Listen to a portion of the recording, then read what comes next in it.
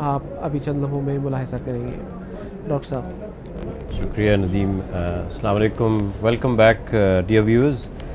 As you know, we are now proceeding ahead with the live transmission of the 36th Jalsa UK, and we will be with you for the next 3 days inshallah. This is an announcement for the next program, which will be a documentary of the Qasr-e Salib conference that was held in 1978 in London. As you all know, London has been a major center of the movement for the Jamaat for the last many years and many decades in fact. And these Jalsa Salanas which are held are only a part of the large movement that has been taking place from London itself. This was a conference that was actually presided over by Hazrat Khalifatul Masih Salis, and this is a very historic documentary. We hope that all of you will be able to watch it and enjoy it. And as I've already said, please remember us all in your prayers. Now over to the documentary itself. Thank you and Assalamu alaikum. Nasir Ahmad arrived with his entourage at London airport. He was greeted by leading members of the Ahmediyya movement in Britain, including Bashir Ahmad Rafiq, the Imam of the London Mosque.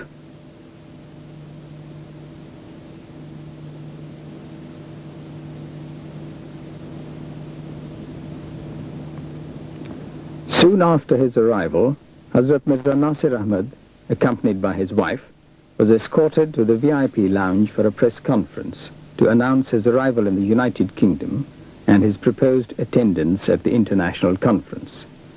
Huzur's visit and the conference established milestones for the Ahmadiyya movement in Britain and form part of a worldwide missionary campaign.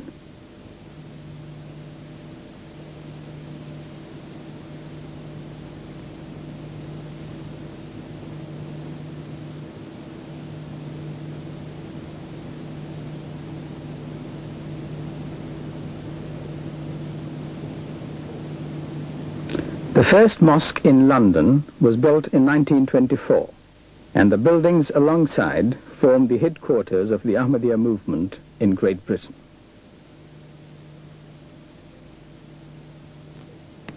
Members and followers of the movement from both the United Kingdom and from other parts of the world gathered in preparation for Hazrat Mirza Nasir Ahmad's arrival. Whilst many friends live in the United Kingdom, others had traveled thousands of miles from the American, Asian, and African continents to be with him.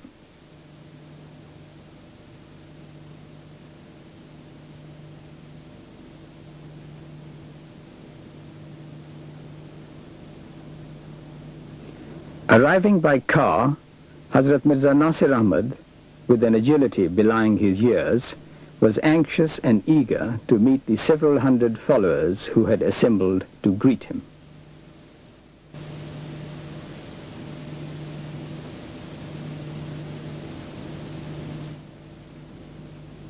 Hazrat Mirza Nasir Ahmad is the third successor of the promised Messiah. He was born in Qadian, India in November 1909 and was elected Khalifatul Masih III in November 1965. Hazrat Mirza Nasir Ahmad is a great intellectual and memorized at a very early age the whole of the Holy Quran. He has an honors degree in Arabic from the University of the Punjab and graduated in philosophy in Arabic from Government College in Lahore. In England, he studied at Balliol College, Oxford, where he took an honors degree. His knowledge of several languages enables him to converse with members of the Ahmadiyya movement in many countries. Hazrat Mirza Nasir Ahmad has brought about a great expansion in the missionary activities of the movement. And under his direction, mostly in African countries, a large number of schools, medical centers, hospitals, newspapers, and magazines have been established. The institutions established by him include the Fazle Umar Foundation, the Nusrat Jahan Leap Forward Program, and the Ahmadiyya Centenary Jubilee Fund.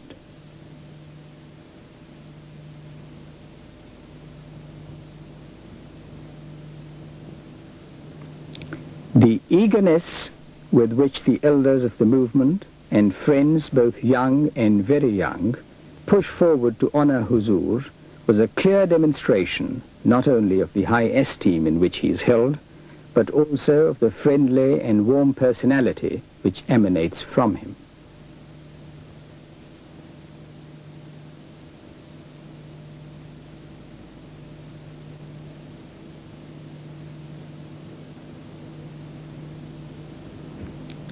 On Friday, June 2nd, 1978, Hazrat Khalifatul Masih once again attended the London Mosque for a prayer service. Not only is he the leader of the Ahmediyya movement, but also a down-to-earth humanist, with interests ranging from the study of bees and rose growing to the maintenance of a string of fine horses.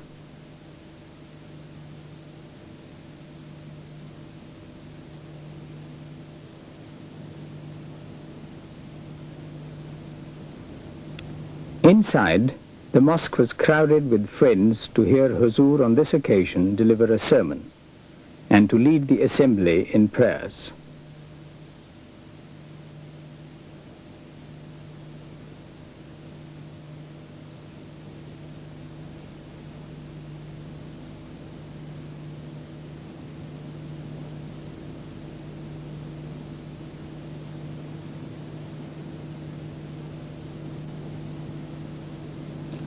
After the prayers in the mosque, Hazrat Khalifatul Masih once again met more of his friends in an informal walkabout in the gardens surrounding the headquarters of the Ahmadiyya movement in England.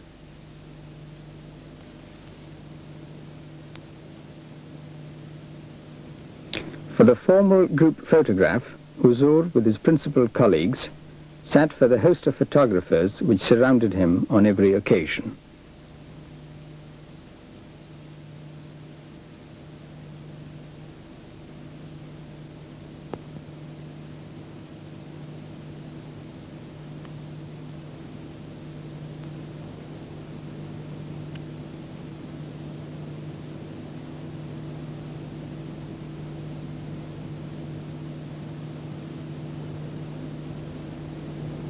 Handshaking, homage, and unreserved adoration were in abundance as friends from all walks of life crowded around Huzur, confirming the popularity of the revered leader.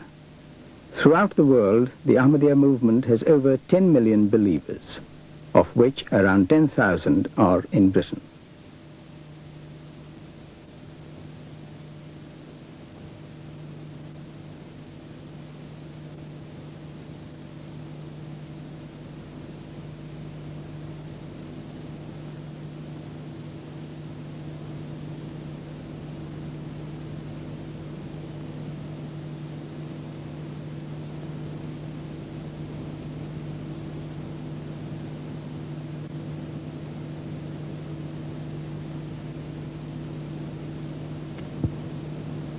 On the afternoon of June 2nd, the conference itself was opened at the Commonwealth Institute in Kensington, London.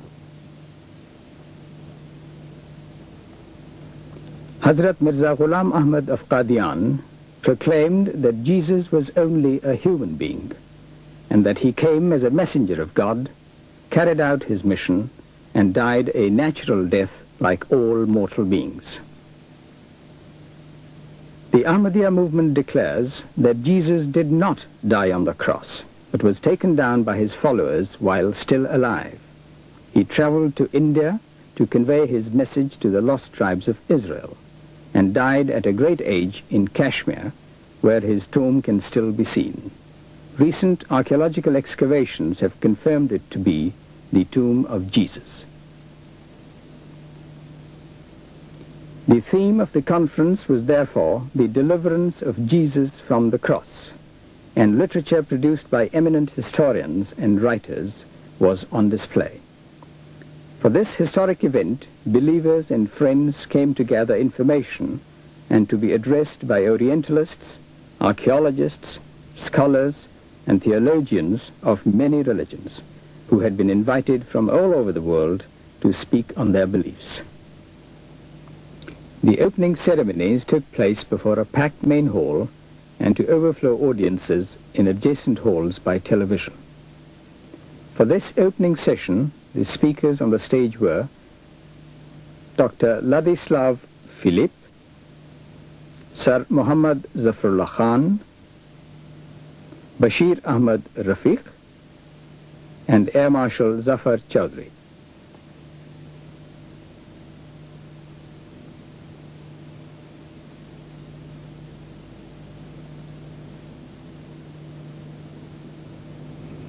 After a reading from the Holy Quran, the welcoming address was made to the several hundred delegates attending the conference by Imam Bashir Ahmad Rafiq. Bashir Ahmad Rafiq came to London in 1959 as a missionary and deputy imam. In 1964, he was appointed imam of the London Mosque.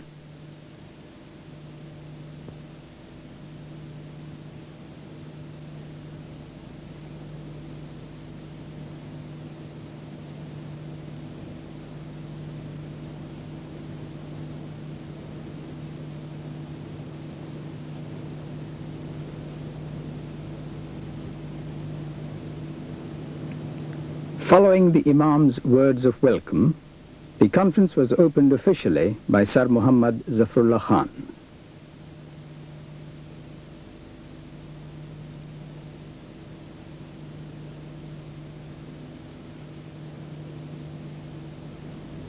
One of the first speakers was Dr. Andreas Faber-Kaiser from Spain, a philosopher and scholar of comparative religion who has pieced together an impressive dossier relating to the tomb of Jesus in Kashmir.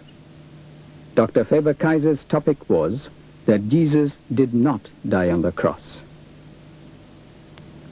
From Czechoslovakia, Dr. Ladislav Philip continued and spoke further on the activities of Jesus beyond Palestine and presented a new point of view on the question of the survival of Jesus after the cross. Dr. Philip's study of the historical Jesus began in 1956, since when he has presented papers at the Oriental Institute of the Czechoslovak Academy of Sciences and also at Charles University.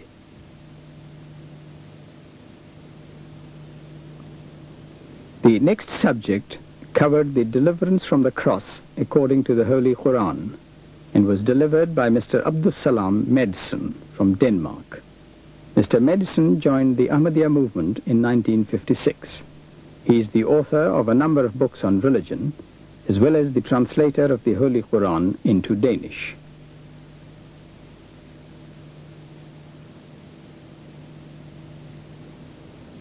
Sir Muhammad Zafarullah Khan is a learned scholar in world religion and the author of several books on Islam. Sir Muhammad is a distinguished personage. He was the first foreign minister of Pakistan and later became president of the General Assembly of the United Nations, and thereafter president of the International Court of Justice. The subject of his paper was the Ministry of Jesus, Prophet or God.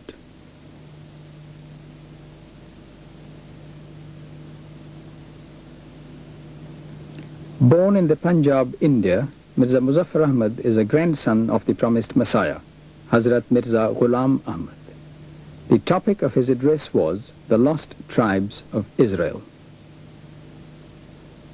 Mr. Ahmad is a Bachelor of Arts and has held important positions in the Pakistan government and is now an executive with the World Bank.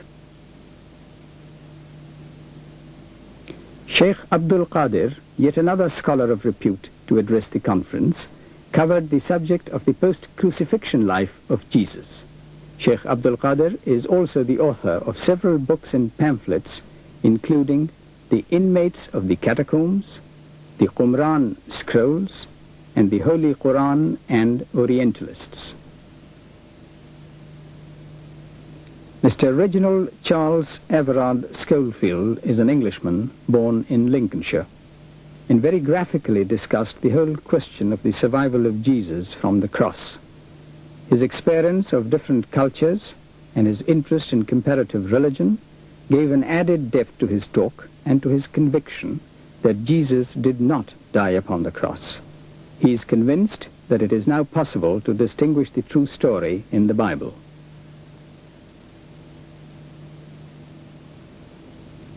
At the closing session, a resolution was put to the Assembly by the Imam of the London Mosque.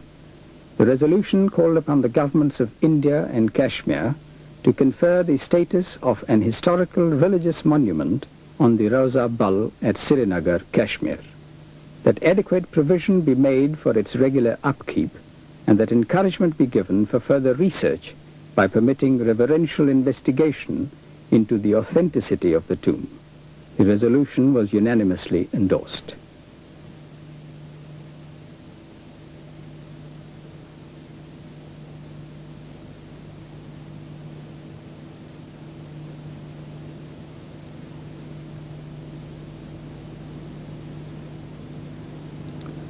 The main exhibition hall at the Commonwealth Institute, which is the permanent home for displays featuring the Commonwealth countries, provided the setting for the finale to the conference. Over 1,000 people attended this highlight of the week to hear an address given by Hazrat Khalifatul Masih.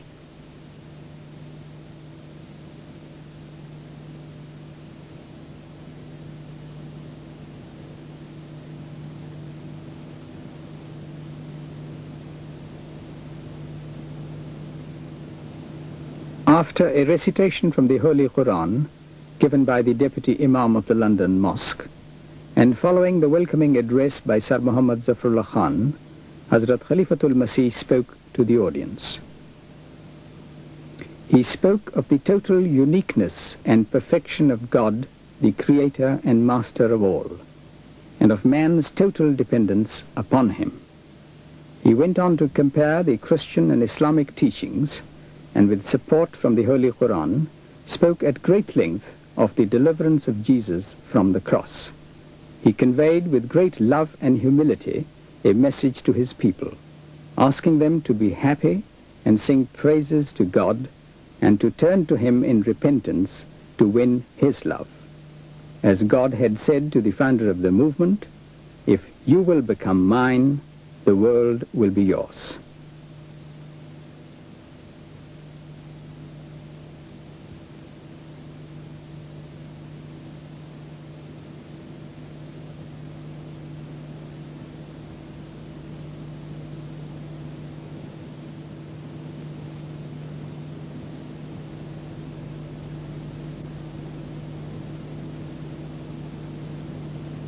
Hazrat Mirza Nasir Ahmad's visit to London provided him with a unique opportunity to catch a brief glimpse into the workings of the House of Commons.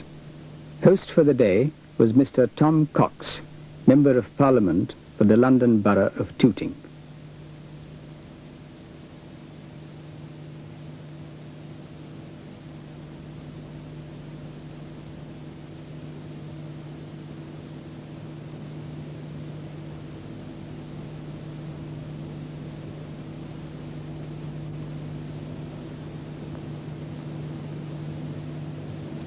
In the members' dining room at the House of Commons, over 100 friends of the Ahmediyya movement enjoyed the warm reception and hospitality extended to them. All the invited guests had the opportunity of meeting the revered head of the Ahmediyya movement.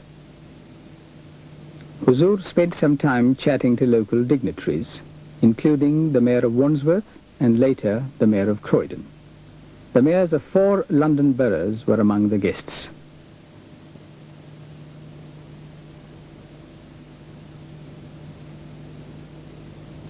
As the House of Commons was in session during the day, an added highlight to this informal occasion was provided by the appearance of a number of members of Parliament who dropped into the dining room during recess.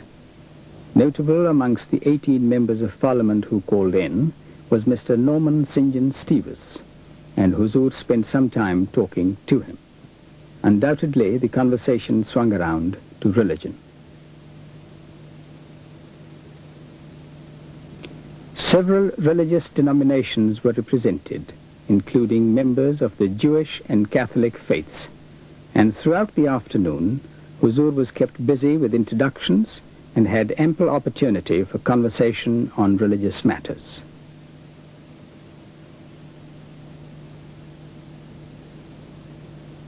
The tea party went on for 2 or 3 hours, with Huzur obviously enjoying this relaxing occasion. There was even time for the cup of tea.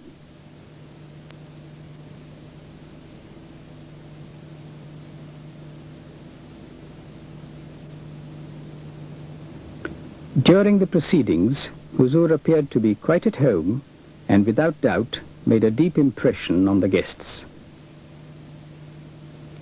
Here the subject under animated discussion could well have been one concerning educational standards. Concluding the afternoon, Huzur visited the public gallery to observe the House of Commons in session, in what is the heart of British democracy. But even the British Parliament could not command the small shower of rain which greeted Huzur on this occasion.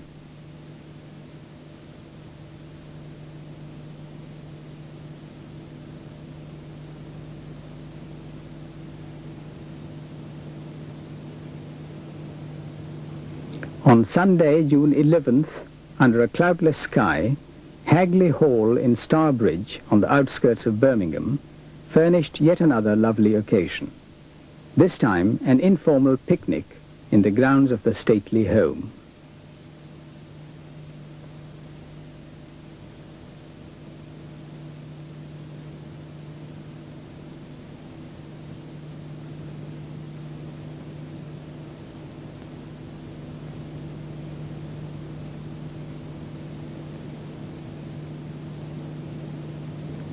Hagley Hall, the home of Lord and Lady Cobham for many years, provided a fitting background for an event such as this. Hazrat Mirza Nasir Ahmad was obviously very interested in the hall as he spoke to Lady Cobham, and later on in the grounds surrounding the hall to Lord Cobham.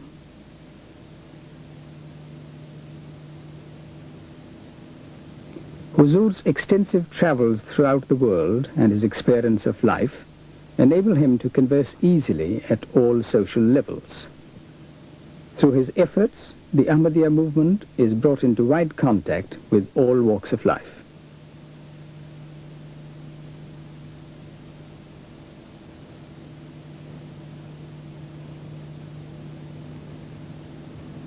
Over 1,000 people travelled by car and coach, not only to enjoy the surroundings of the peaceful English countryside, but also to offer prayers with Huzur.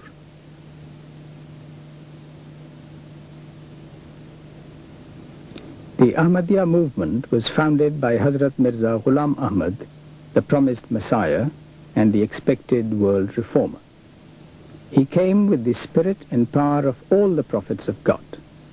The Ahmadiyya movement, therefore, seeks to uplift humanity and to establish peace throughout the world. It is Islam, true and real. Ahmadiyyat is a synonym for Islam, renascent and resurgent. It emphasizes that Islam is not the heritage of Muslims alone, but of the whole of mankind. It is therefore the duty of the members of the movement to carry out missionary work throughout the world. There has been considerable success in missionary activities as seen by the growth in membership of the movement in Africa, Europe and America, as well as Asia.